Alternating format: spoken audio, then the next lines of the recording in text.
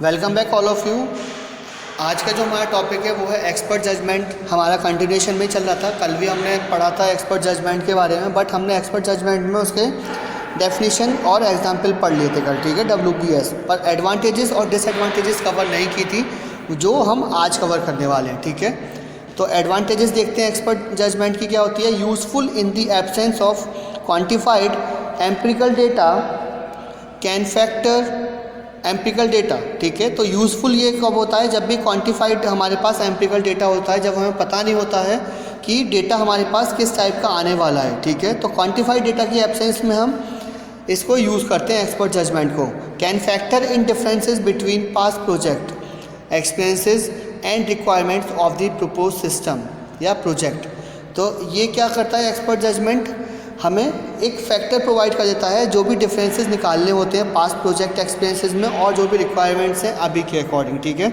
तो हम propose project की रिक्वायरमेंट्स के बेसिस पर और पास्ट प्रोजेक्ट एक्सपीरियंसेस के बेसिस पर अपना कॉस्ट का एस्टिमेशन करते हैं, ठीक है। लाइक सॉफ्टवेयर में हम एस्टिमेशन करते हैं ताकि कितनी कॉस्ट हमारी आने वाली है हम वो फाइंड कर पाएँ। Can factor in impacts cause by new technologies application and language. तो एक्सपर्ट जजमेंट क्या होगा, एक्सपर्ट्स हमें ये बता देंगे कि क्या इम्पैक्ट होने वाला है जो भी हम नई टेक्नोलॉजी को यूज़ कर रहे हैं, क्योंकि उनको ऑलरेडी काफ़ी सारी चीज़ें पता हैं। पास में अगर कोई नई टेक्नोलॉजी यूज़ की गई है तो उसका क्या इम्पैक्ट आता है उसके एप्लीकेशन और लैंग्वेज से, ठीक है। तो ये हमारे एडवांटेजेस में आएगा। आप डिसएडवांटेजेस में देखें तो estimate is only as good experts opinion. तो एस्टिमेट क्या है, ये तभी गुड है जब एक्सपर्ट का ओपिनियन गुड होगा, ठीक है।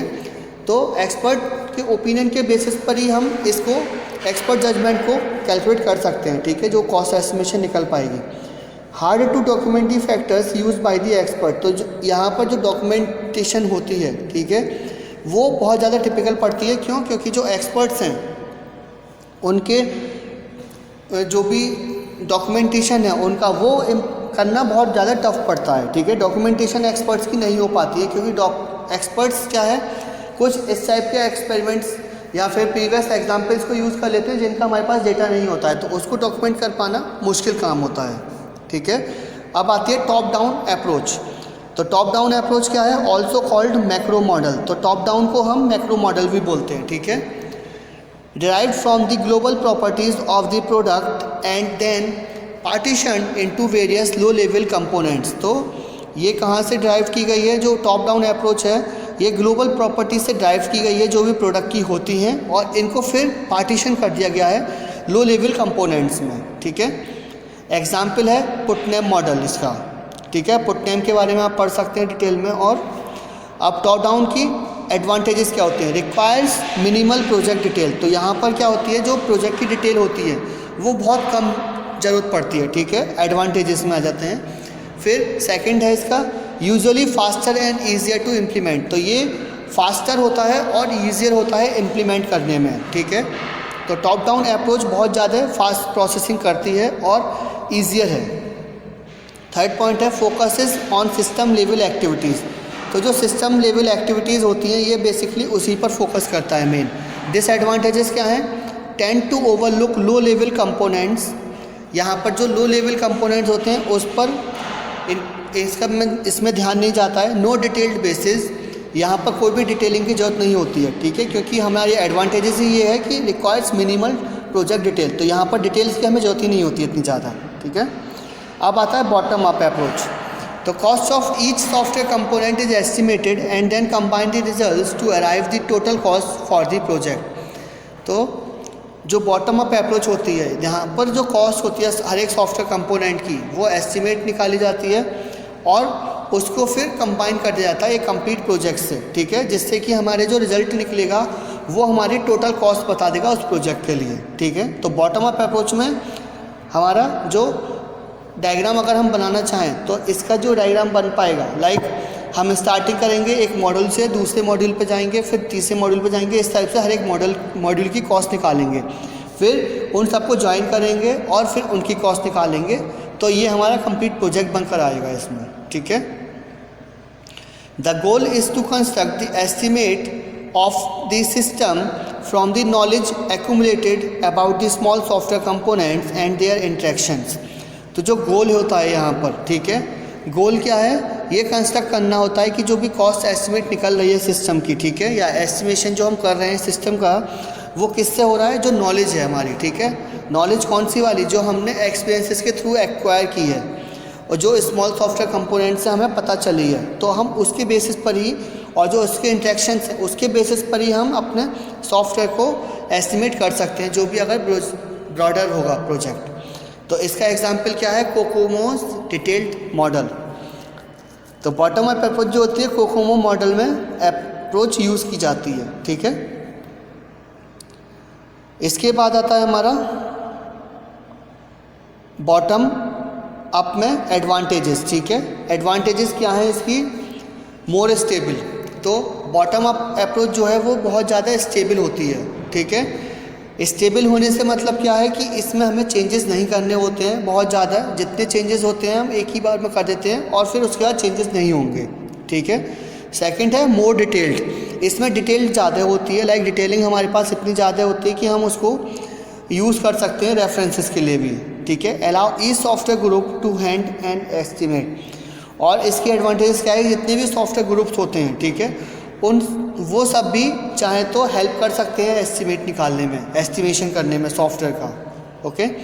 डिसएडवांटेजेस में ओवरलुक सिस्टम लेवल कॉस्ट। तो यहाँ पर ओवरलुक सिस्टम की जो कॉस्ट है वो बढ़ जाएगी, ठीक है। ओवरलुक सिस्टम जो है वो कॉस्टली पड़ेगा। मोर टाइम कंज्यूमिंग, यहाँ पर टाइम कंज्यूमिंग ज़्यादा है, क्यों, क्योंकि हर एक मॉड्यूल का हम कॉस्ट एस्टिमेशन निकालेंगे और फिर उन सभी मॉड्यूल्स को एक साथ ज्वाइन करके हम उनकी कॉस्ट एस्टिमेशन करेंगे, तो वो इसलिए टाइम कंज्यूमिंग मॉडल है ये वाला, ओके। फिर एस्टिमेशन बाय एनालॉजी। तो comprising the proposed project to previously completed similar projects in same application domain. तो हम क्या करते हैं एनालॉजी में, जो भी हमारा प्रपोज प्रोजेक्ट होता है, ठीक है, तो हम क्या करते हैं सिमिलरली कंप्लीटेड प्रोजेक्ट जो होता है पास्ट में हमारा, हम उससे कंपेयर करेंगे सेम एप्लीकेशन डोमेन के अंदर। अब सेम एप्लीकेशन डोमेन क्या होगी, जो भी उनका सिस्टम की रिक्वायरमेंट्स रहेगी हम प्रीवियस सिस्टम के अकॉर्डिंग चेक करेंगे और उसी में इम्प्लीमेंट करके देखेंगे, ठीक है। तो कोई प्रीवियस सॉफ्टवेयर हमने अगर डेवलप किया है या प्रोजेक्ट बनाया है तो उसी की हम तरीका यूज़ करेंगे यहाँ पर। Actual data from the completed projects are extrapolated. तो जो भी एक्चुअल डेटा होगा, ठीक है, लाइक हमारे पास जो रिक्वायरमेंट्स आई है उसके अकॉर्डिंग जो हमारा एक्चुअल डेटा निकल के आ रहा है, तो हम क्या करेंगे जो कंप्लीटेड प्रोजेक्ट्स है उससे एक्स्ट्रापोलेटेड कर लेंगे वो डेटा, लाइक कॉपी कर लेंगे और यहाँ पर इम्प्लीमेंटेशन स्टार्ट कर देंगे उसमें। तो यहाँ पर जो सॉफ्टवेयर बनेगा या प्रोजेक्ट बनेगा जो भी, वो कंप्लीट हो पाएगा पर उसमें प्रॉपर फंक्शनिंग नहीं हो पाएगी प्रॉपरली। थर्ड पॉइंट है can be use either at system or component level. तो हम इसको क्या कर सकते हैं सिस्टम लेवल पर या फिर कंपोनेंट लेवल पर यूज़ कर सकते हैं, ठीक है, एनालॉजी सिस्टम को। फिर एस्टिमेशन, इसकी एडवांटेजेस एनालॉजी की, based on actual project data. तो ये क्या है, ये हमेशा जो एक्चुअल प्रोजेक्ट का जो डेटा होता है उसी पर बेस्ड होता है ये, बट हम प्रीवियस वाले डेटा के कंपैरिजन जरूर करेंगे और वहाँ से डेटा ले लेंगे, ठीक है। फिर disadvantages, impossible if no comparable project had been tackled in the past. तो ये डिसएडवांटेजेस क्या होंगी कि जब अगर ये सिस्टम एनालॉजी है, ठीक है, तो पास्ट में अगर सिस्टम हमारे पास डेवलप्ड है उसी टाइप का या सॉफ्टवेयर बनाया है तब तो बेनिफिशियल है, वरना ये डिसएडवांटेज में आ जाएगा और इसमें हम डिज़ाइन नहीं कर पाएंगे सॉफ्टवेयर को, ठीक है, क्योंकि यहाँ पर कोई भी कंपेरेबल प्रोजेक्ट पास में बनाया ही नहीं है। तो हम किसी भी तरह से उसका कोई सॉफ्टवेयर निकालेंगे जो भी एग्जिस्टिंग सॉफ्टवेयर होगा किसी अलग जगह पर और फिर हम उसको उसके जैसा ही बनाने की कोशिश करेंगे, ठीक है। सेकंड पॉइंट है how well does the previous project represent this one. तो कितने अच्छे तरीके से अगर प्रीवियस प्रोजेक्ट ने डिस्क्राइब किया है उसके बेसिस पर हम यहाँ पर अपडेटेड न्यू सॉफ्टवेयर बना देंगे, ठीक है, एस्टिमेशन बाय एनालॉजी में, और कॉस्ट निकाल देंगे उसकी। अब price to win estimation, price believed necessary to win the contract. तो जो प्राइस होता है वो क्या होता है, नेसेसरी होता है, क्योंकि कॉन्ट्रैक्ट लेने के लिए हमें क्या करना पड़ता है, बिडिंग करनी पड़ती है। तो बिड जितनी ज़्यादा कम रहेगी उतनी जल्दी वो प्रोजेक्ट मिलता है किसी भी कंपनी को, ठीक है। सॉफ्टवेयर में हमेशा यही होता है, कॉस्ट एस्टिमेशन जितनी ज़्यादा हमने कम, लाइक हमारे पास कोई वेबसाइट बनने के लिए आई है जो ई कॉमर्स बेस्ड है, ठीक है, ई कॉमर्स की वेबसाइट है, हम उसको डिज़ाइन करना चाहते हैं। अब कंपनी ने क्या करा, 5 लोगों से बात की है, तो जिसकी भी बिडिंग कम रहेगी, जिसने भी बोल दिया कि इतने मैं बना दूंगा और जिसकी कम कॉस्टिंग रहेगी उसी को कंपनी टारगेट उसका कॉन्ट्रैक्ट देगी, ठीक है। तो प्राइस हमेशा नेसेसरी होता है कॉन्ट्रैक्ट विन करने के लिए। एडवांटेजेस क्या होती हैं, often divided with the contract. तो एडवांटेजेस में ये रहेगा कि जब भी हमारा कॉन्ट्रैक्ट है, ठीक है, अगर हमारी बिड कम रहेगी तो हम उसको विन कर सकते हैं कॉन्ट्रैक्ट को। और डिसएडवांटेजेस में time and money run out before the job is done. तो यहाँ पर डिसएडवांटेज में आ जाता है हमारा टाइम और पैसा दोनों ही वेस्ट हो जाते हैं जब तक वो जॉब कंप्लीट नहीं हो जाती है, ठीक है। तो हमारा जो काम है, लाइक जो बिडिंग कर रहे हैं उनको टाइम और मनी दोनों ही इस हिसाब से खर्च करने चाहिए कि वो उनको एस्टिमेशन में हेल्प करे। फिर Kokomo 81, Kokomo stands for constructive cost model. ये हमने क्लास में ही पढ़ा था कोकोमो मॉडल के बारे में कि इसकी फुल फॉर्म क्या होती है, कंस्ट्रक्टिव कॉस्ट मॉडल।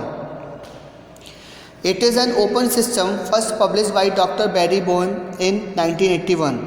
तो ये एक ओपन सिस्टम है जो पहले पब्लिश किया गया था बैरी बॉम के थ्रू 1981 के अंदर। Worked quite well for projects in the 80s and early 90s। तो ये कोकोमो मॉडल जो है बहुत अच्छे से वर्क करता था 90s में और अर्ली 80s में, सॉरी अर्ली 90s में और 80s में। Could estimate result with in 20% of the actual value 68% of time. तो यहाँ पर जो कॉस्ट एस्टिमेट निकलती थी वो 20% से लेकर एक्चुअल वैल्यू जो 68% होती थी टाइम की, उसके अकॉर्डिंग ये वैल्यू कैलकुलेट करके दे देता था, ठीक है, कोएम मॉडल।